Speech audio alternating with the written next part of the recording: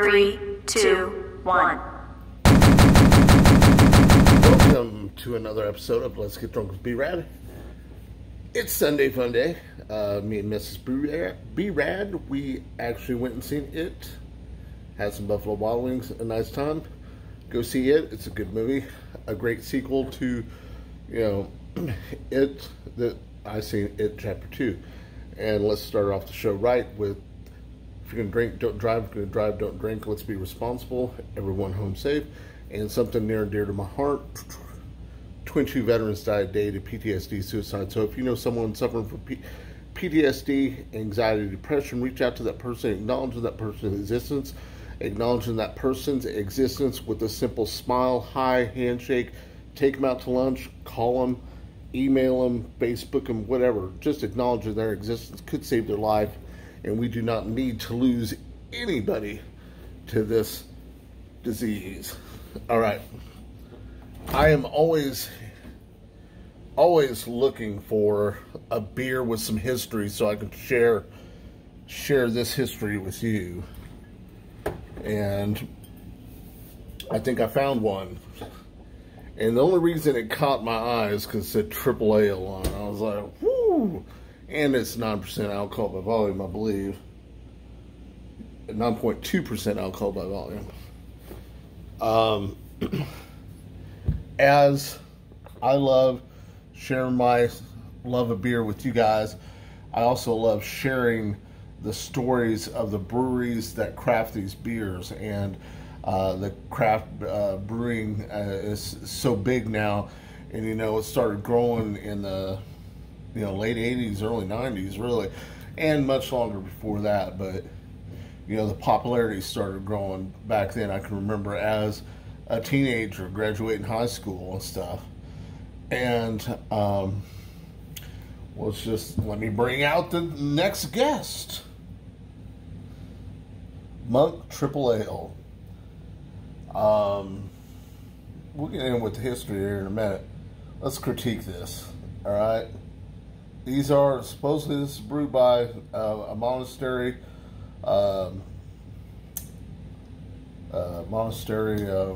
Gosh dang it, I forgot which one.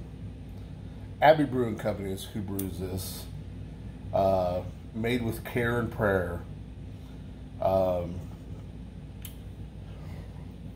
Okay, I got sidetracked. I'm sorry about that. Let's get on with their marketing here, okay? I understand it's brewed by monks, okay, but I mean, I'm honestly not thinking about that. That looks like something cult, satanistic on here. I'm not gonna lie, it's kind of spooky. It's weird, and the bottle's just plain and stuff. So no other marketing besides a monk that's kind of scary looking on their bottle. The font's kind of cool. Other than that, Epic Vale Triple Ale is what caught my eye. And then while I was in the liquor store, I wanted to do the history of it. Saint Benedictine back in like 530 AD was a monk. Supposedly he moved up to a mountain environment. I forget that mountain, but he grew some like disciples. Saint Benedictine was in. He moved himself to the mountains so he could, I guess, get away from society and work on himself in prayer and be closer to God. So as he stayed up there longer, he grew like a group of other monks. And back in those days in Europe, the water wasn't very good. Saint Benedictine, hold on. Saint Benedictine was really big in like servitude, so if someone came to that monastery, he was going to feed them, house them, all that stuff, take care of them.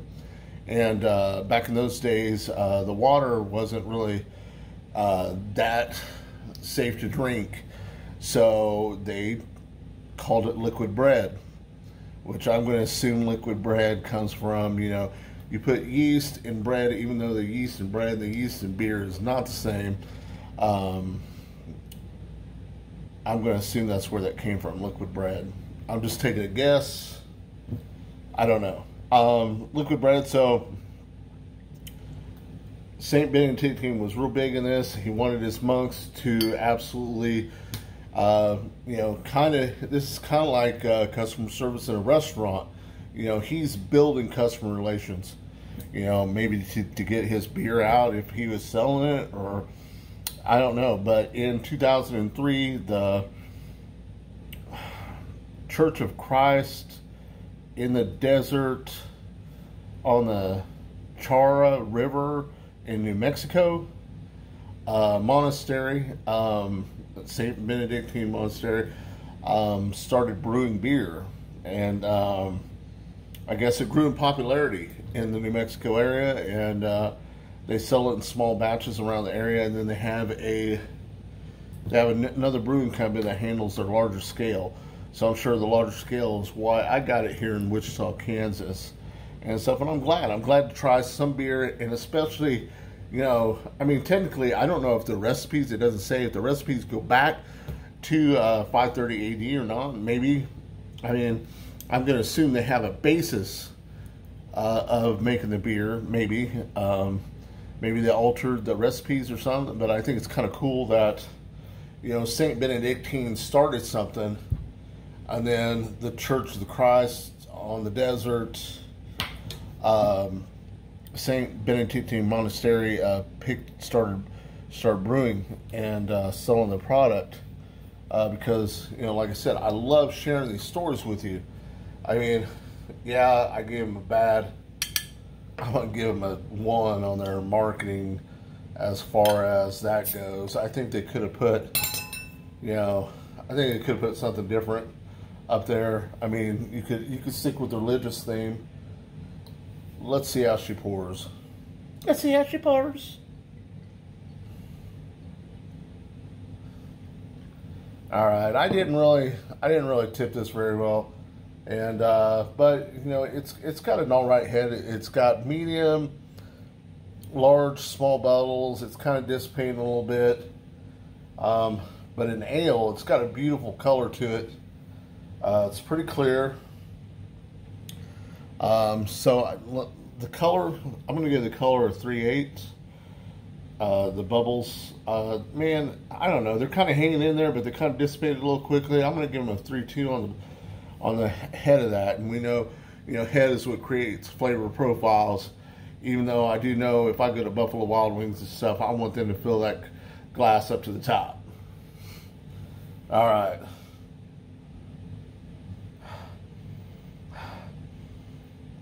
I'm getting you know, I'm getting a real malty, weedy type smell.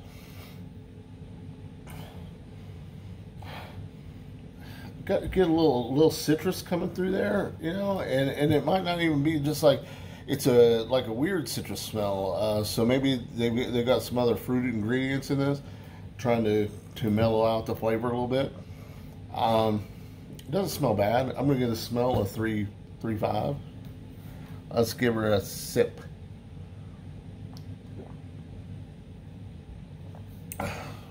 Oh man, you can taste that is strong. I mean, that is strong. You can most definitely tell it's 9.2. It's got that kick in the mouth.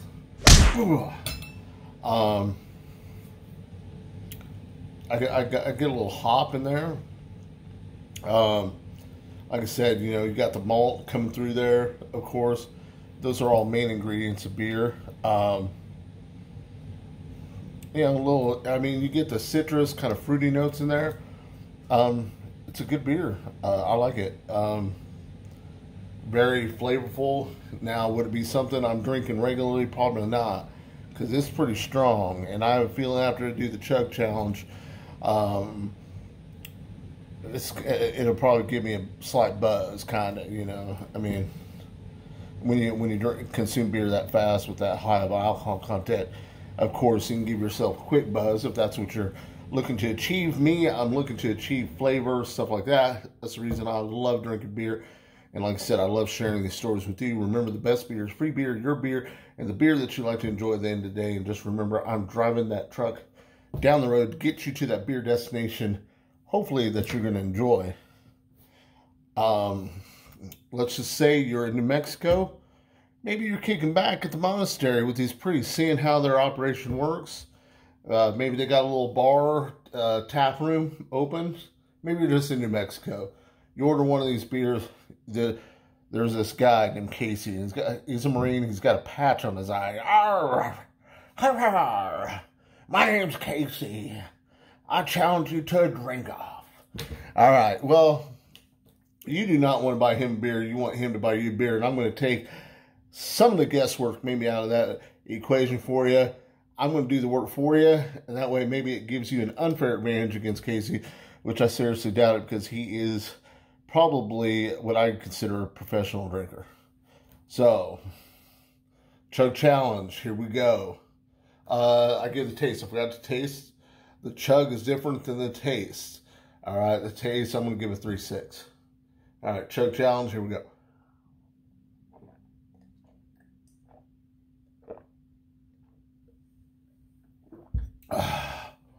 Woo. That is pretty strong. I mean, for a beer. I get why they call it liquid bread. You kind of get that, you know, kind of bread flavor in there, yeast. And then for a beer, it's pretty strong. But it's very flavorful. It'll kick you in the teeth.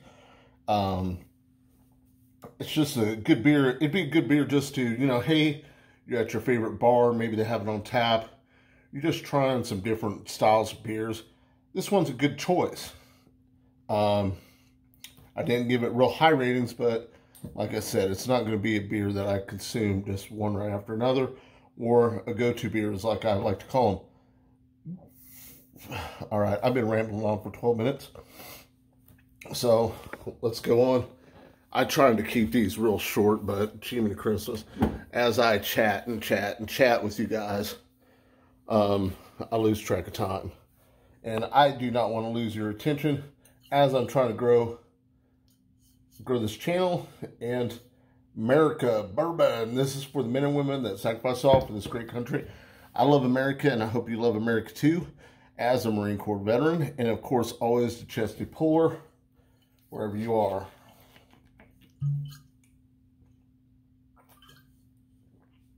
Woo! Oh man! Oh, woo! Thank you. My 41 subscribers now, I'm up to. Thank you very much. Someone I noticed, Austin Bromley, thank you. Thank you for subscribing. Thank you, the 40 other ones and the other new viewer. Thank you for watching. Thank you for subscribing. If you have something you want to say it in the comments below. I welcome all criticism. You can tell me I suck. You can tell me you hate me. You can tell me anything. You can tell me, you can come out of the closet as far as I'm concerned. I'm here, I'll listen, and I will care. There's not enough of that going on in America today. Random acts kind of seem to be evaporating, but I challenge you guys. I challenge you guys to do a random act contest. Hold the door for someone, wave at someone, give them a smile. Say hi to someone at work you don't normally say hi to, maybe get to know them. Arr! Thank you, my 41 subscribers. Thank you, Brad Lance, Scott Losky, Lynn Johnson, who watches this, Casey Patch. I don't know. My Marine Corps family, my family, and of course, my 2 daughters and my 2 granddaughters, 10 and Isabel. I love you guys very much, and hopefully, when I'm long gone, maybe you can watch your B-Paw and stuff. I love you guys very much, and thank you guys. Thank you very much. Yeah! It's Jam so angry. Semper motherfucking Fidelis.